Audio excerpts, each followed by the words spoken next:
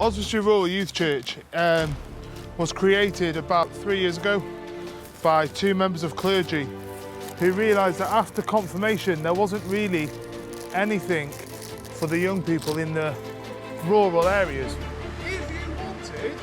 We're creating an event for our young people to come to that's going to be kind of focused on the persecuted church in the style of a wide game.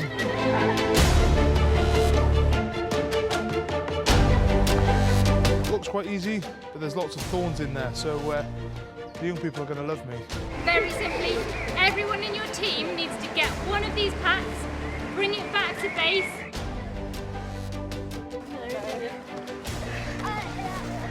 We found one so far, but we know where two are over there. We're just waiting for them to leave and we can get one. It's going well. There's a lot of noise, but we know that they've got one pack because it's disappeared. I know where it was. But now I think they're trying to avoid us in the trees. The people that are catching them are a team of volunteers. She's got her hands up again. But I do actually know of Christians who've been in the woods trying to evade capture. Iranian Christians, yeah. I know them personally. So yes, it's quite meaningful actually. For them it's not a game at all. No. You've all been cut. If this was in somewhere like North Korea, you would all be arrested, you would be sent to a labour camp and you'd be expected to do a task. This is meaningless. No, yeah, that's the point of it. For Christians. No, genuine. Cheeky Christians.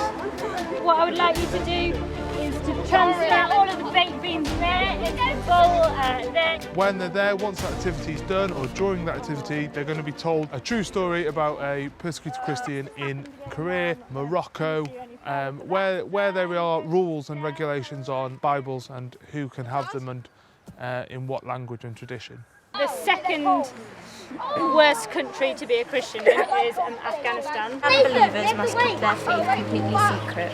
Afghanistan is a tribal society and loyalty to your family, clan and tribe is incredibly important. Okay, so you are going to be... They were getting good numbers of young people coming to church up to the age of 11.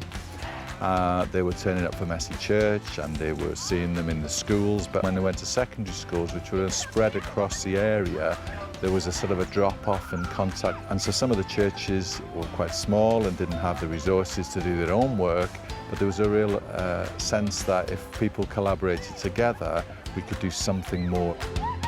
It all happened faster than people expected, so we had great support from the diocese with, I think, around £50,000 grant, and we matched that money quite quickly actually.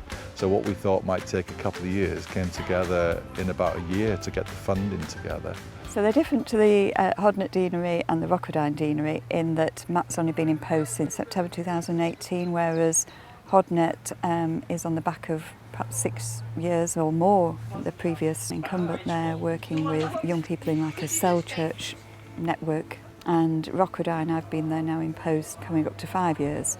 So although it's part-time, we're a bit more established than MAT. I think with most churches we always expect perhaps a bit too much too soon. But actually Matt's done a great job of getting things going. Churches need to play the long game and realise that actually it's going to take 3 to 7 years before you really start to see the youth church take shape. What we asked for was money to employ a full-time worker who could do a couple of things.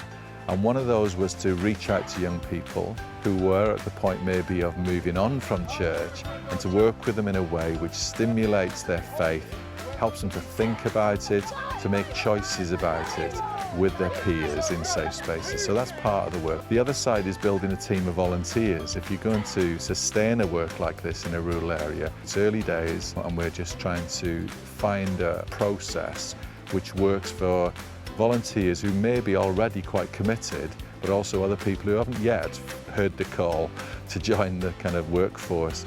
They seem to have really enjoyed it, and actually for us being able to kind of share a little bit about persecuted churches and to give Bibles out to young people who probably haven't got a Bible in their house. When they do open it and they see it, or they're drawing, they just highlight over a certain word, it'll just spark something. And hopefully we've just planted all those seeds. And even with those young people who are church, a word will spark them that they've not thought about before.